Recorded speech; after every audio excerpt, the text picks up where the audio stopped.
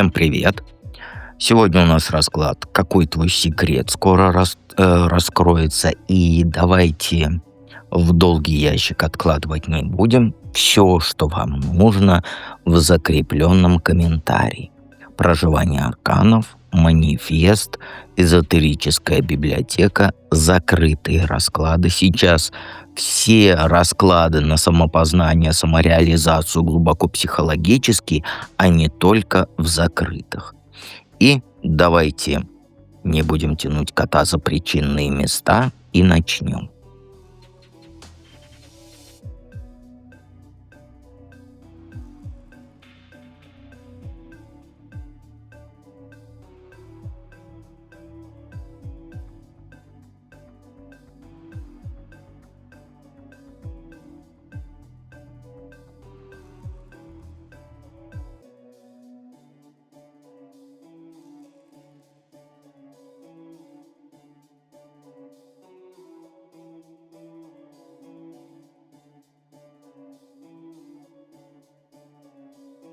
Жаль, жаль, жаль. Я очень хотел, чтобы тройка мечей была. Это раскрытие того, что ты изменяешь. Но у тебя нету этого, значит, ты пока не паришься. Первые две карты — это сигнификация, кто ты, что ты за человек. Ну а ты человек вот с внутренней огромной силой, но с полным провалом в бытовых вещах. У тебя, знаешь, у тебя есть такая вот способность невероятная справляться с любыми трудностями, которые жизнь тебе подкидывает. Других поддерживаешь, ты опора всегда там в кризисе у людей. И люди к тебе тянутся, подружки, все тянутся за советом, за твоей энергией вкусненькой, за решением проблем. Ты прям всем проблемы решаешь. Ты умеешь выход находить из самых вот, как сказать, безнадежных ситуаций. И не ломаешься никогда. Ну, не ломаешься в смысле вот под давлением. Но тут загвоздка есть одна. Ты вообще не умеешь обращаться с деньгами, с домашним хозяйством. Это не твое. Ты, наверное, даже кушать не умеешь готовить. Или умеешь, ну, это не надо мне и так далее. Я могу себе яичницу пожарить. А чтобы борщ там ого-гошный, ты нет. У тебя деньги есть, но ты тратишь их на ерунду. Всегда. Может, даже за один день всю зарплату истратить. Или зарплату еще не дали, а ты уже в голове все потратила, все распределила, еще и не хватает. То есть зарплату не дали, а тебе уже не хватает. И дома у тебя, я бы это назвал, творческий бардак. Пустые полки в холодильнике, потому что ты еду заказываешь, кусочничаешь. Счета некоторые не вовремя платишь. Ты можешь решить свою, как сказать, свою, говорю, чужую какую-то финансовую проблему, а свои деньги ты вот спускаешь непонятно на что. То тебе нужна вот эта фигнюшка с Wildberries, Озон и так далее, то тебе вот это нужно, и прям без этой вещи ты не проживешь. Ну, как тебе кажется, я имею в виду. И это создает контраст очень странный. Сильная духом женщина, которая при этом живет как студентка на какой-то, как сказать, снятой комнате. Ты подруге даже можешь выбраться, помочь из депрессии, но ты забываешь даже купить продукты на неделю. Можешь ты там мудрый совет про работу дать, но сама тратишь зарплату на вот эти вот импульсивные покупки. Твоя сила, она не в том, чтобы быть идеальной хозяйкой или там финансистом каким-то грамотным. Твоя сила в том, чтобы быть человеком, который вот никогда не сдается и помогает другим верить в себя. Но себе ты в этом никак не поможешь. Это знаешь, как ты родилась в стране советов. Вот так вот. Ты советчик хороший, а за собой никак. Так какой твой секрет скоро раскроется? Ну, знаешь, скоро наружу выйдет то, от чего ты долго защищаешься и отбиваешься. Ты же что сделала? Ты создала вокруг себя вот целую систему защиты. куча друзей, постоянные там прогулки с подругами, веселая компания, которая всегда поддерживает. Но все это служит для одной цели, чтобы никто не узнал, что ты на самом деле очень одинокий человек. Я называю таких людей одинокими в толпе. Вот знаешь, вот вроде люди мимо ходят, да, вроде там встречаешься, но вот эта вот пустота внутри, поэтому ты моя сестра. Вот. То есть, знаешь, твой секрет, он в том, что за твоей вот этой активностью, за постоянными встречами, разговорами скрывается глубокое чувство пустоты. Ты боишься оставаться наедине с собой, поэтому ты постоянно ищешь компанию. Ты хочешь быть нужной, когда ты вот помогаешь другим, там, из депрессии выйти, по финансам и так далее. Ты боишься тишины.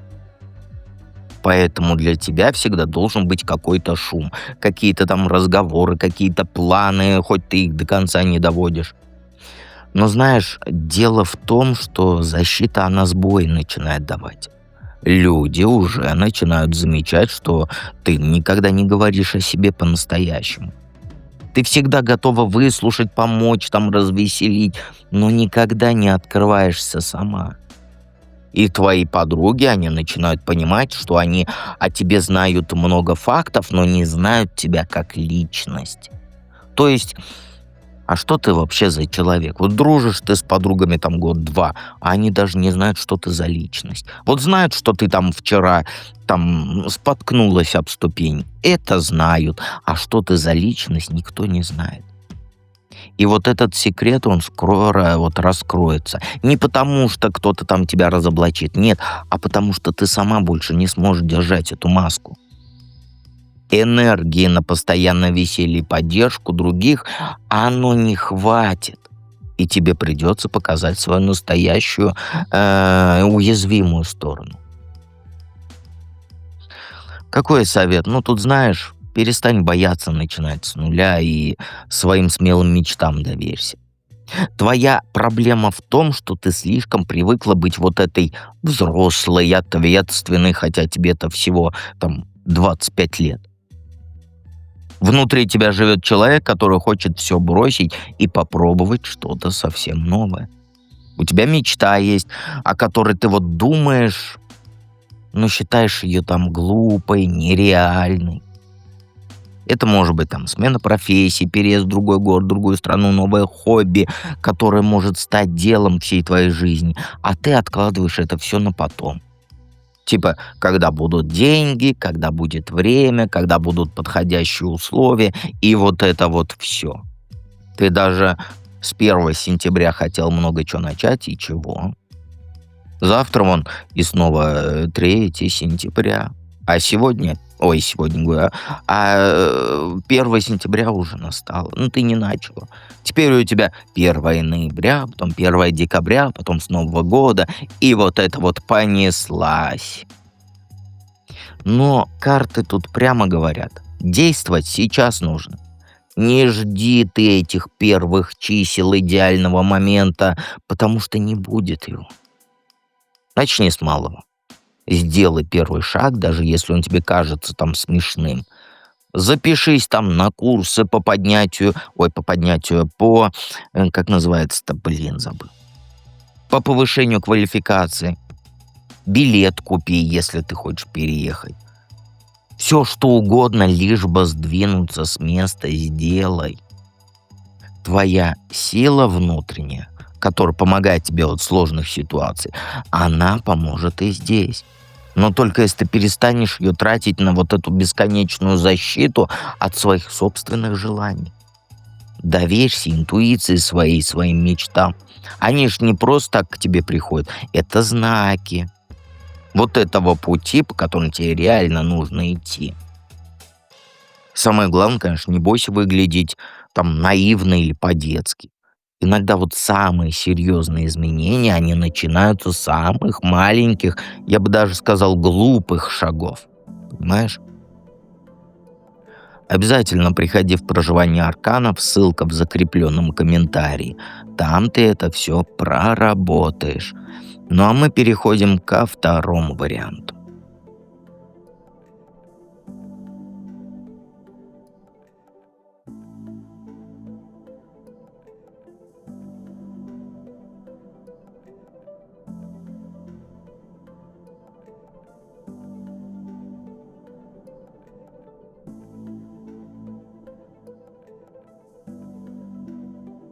Двоечки, двоечки.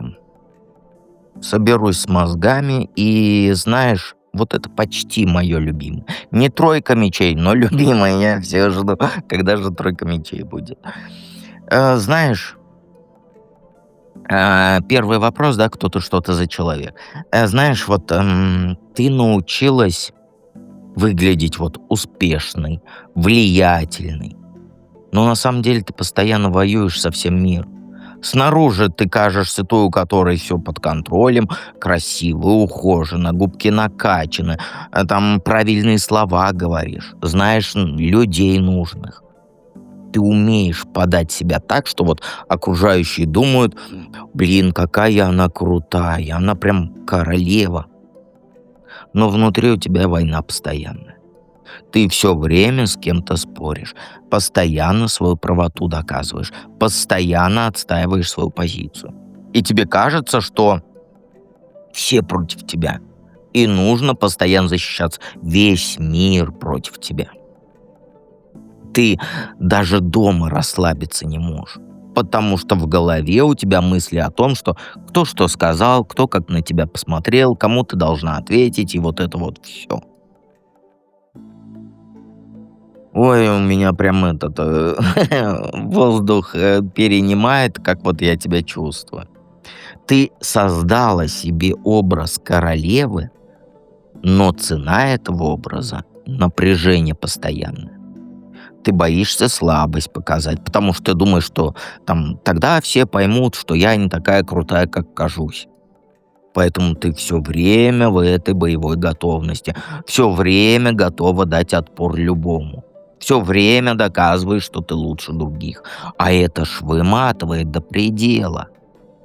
Но ты уже не знаешь, как по-другому жить. Твоя сила, она стала твоей тюрьмой, потому что ты обязана постоянно соответствовать вот этому образу, который сама создала. Для тебя все людишки глупые, ты так думаешь. А ты самая умная. Так какой твой секрет скоро раскроется? Ну, понятно уже, тут даже трактовать не нужно. Скоро все поймут, что твоя успешная жизнь — это просто красивая иллюзия, которую ты старательно поддерживаешь всеми видами своими. Ты ведь делала, что у тебя много денег, что ты умнее всех, что твоя жизнь — это сплошной успех. Но правда в том, что ты живешь непосредством.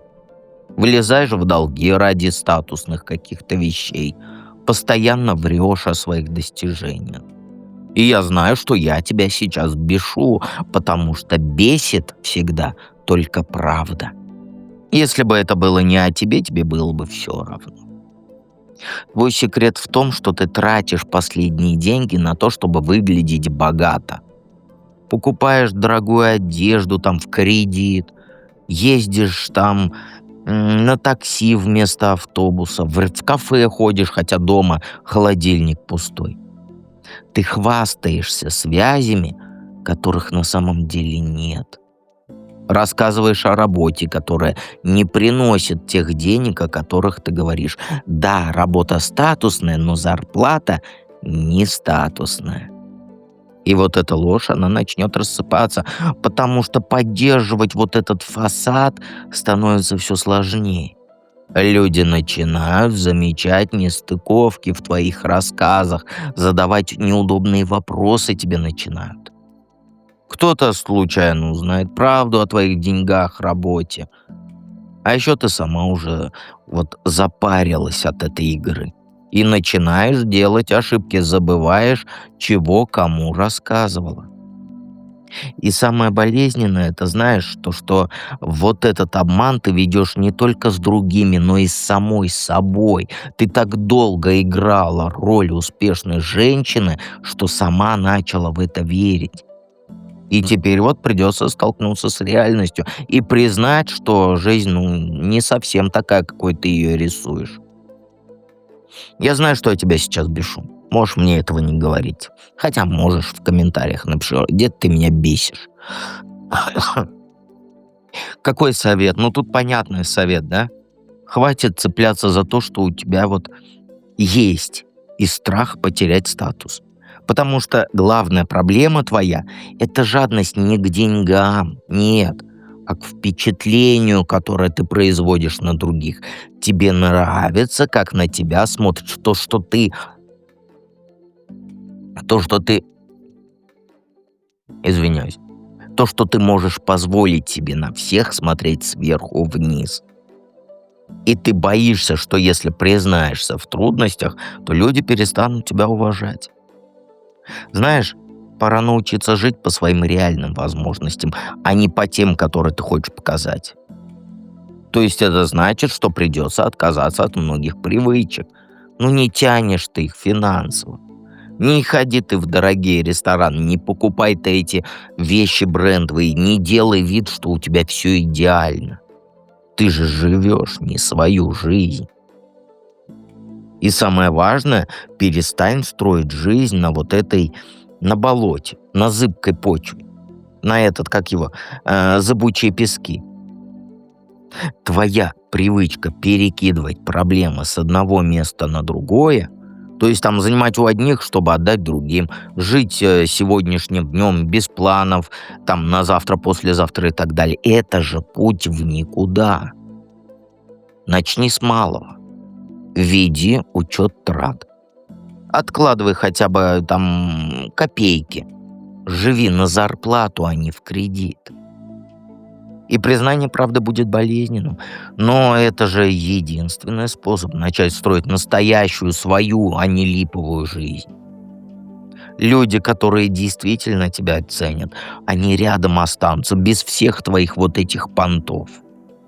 А те, кто уйдет, значит, они были рядом только ради твоего фасада. И знаешь, лучше иметь, как говорится, 3 настоящих друзей, чем 30 поклонников твоего ложного образа. Понимаешь? Все ты понимаешь. Сейчас меня материшь вовсю, я прям это чувствую, потому что это не так, дед, что ты врешь? Как вчера девочка написала, расклад на осень, а вчера 1 сентября, и она говорит, нет, у меня ничего не совпало. Первый день осени, и ничего не совпало. Ладненько, давайте перейдем к третьему варианту.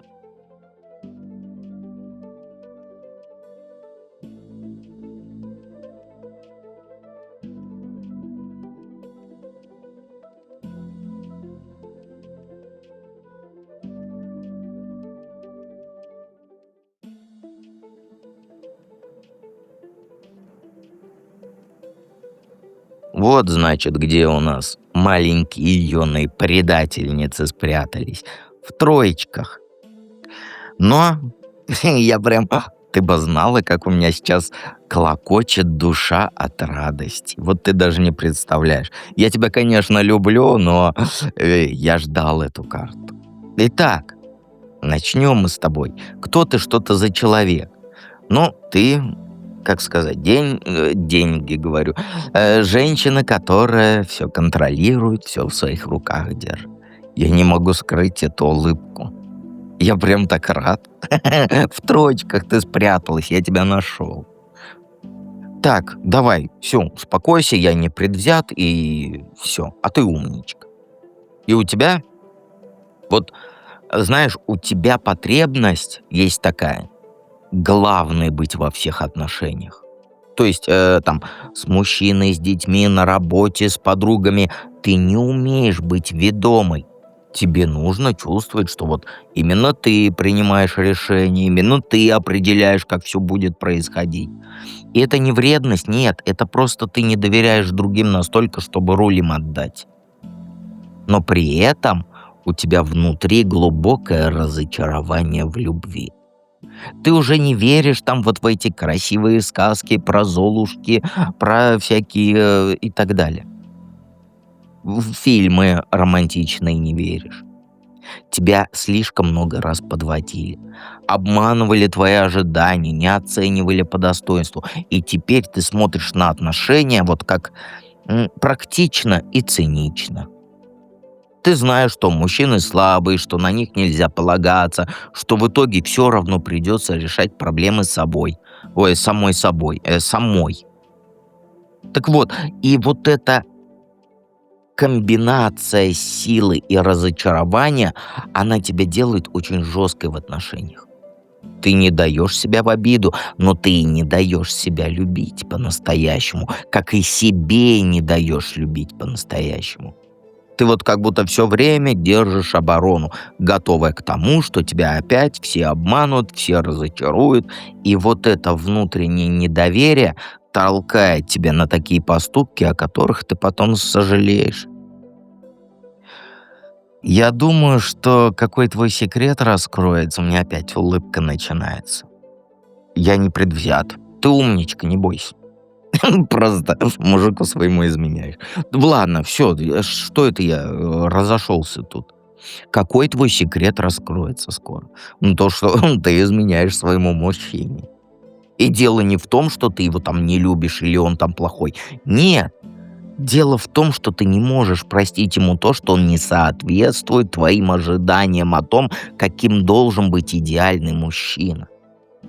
Ты победила в отношениях с ним, добилась признания, стала главной, но это счастье не принесло. И теперь ты ищешь что-то другое на стороне, потому что эти, вот как знаешь, как сказать, с этими все понятно. Вот у тебя вот так в голове. И у тебя не обязательно там серьезные отношения, но вот что-то, что дает вот новизны, азарта, того, что ты можешь кого-то заинтересовать, удивить, эго свое погладить, потешить. Ты устала от предсказуемости своей вот этой главных отношений. И хочешь почувствовать себя желанной женщиной, а не просто, как говорится, функция в семейной системе. И этот секрет раскроется скоро, потому что ты стала менее осторожной. Тебе надоело прятаться, тебе надоело врать, отговорки придумывать. И где-то в глубине души ты даже хочешь, чтобы все всплыло наружу, потому что тогда тебе не придется делать выбор самой. У тебя в голове пусть обстоятельства решат там за тебя. Боль от раскрытия этого секрета сильной будет не только для твоего мужчины, но и для тебя. Потому что ты поймешь, что ты разрушила то, что могло быть хорошим из-за своей вот неспособности принимать, как сказать, несовершенство своего мужика и жить с тем, что есть. Какой совет тебе? Ну, знаешь, остановись. И вот честно посмотри на то, что ты делаешь со своей жизнью.